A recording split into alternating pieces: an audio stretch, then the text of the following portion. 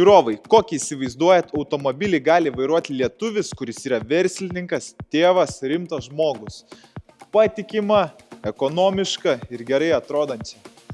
Volvo XC90. Neatspėjot. Ne Passatas B5. Juokauju. Šiaip ką tik atlikom automobilio paiešką pagal užsakymą. Geras automobilis iš Amerikos. Buvo padaužtas priekis, bet sąlyginai nestipriai, suremontuota pakankamai tvarkingai.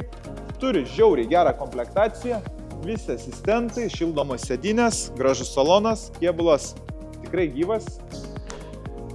Ir ką mes jam padarėm? Pakeitėm pagrindinį diržą, tepalus filtrus, paruošėm eksploatacijai, suderinom pirkimą, nuo pardavėjo 1500, man atrodo, nuderinom, kas viskas atiteko klientams.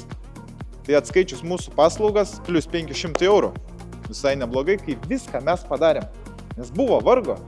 Čia važinėk diržą kisk, čia tepalus filtrus pirk. O kodėl ne?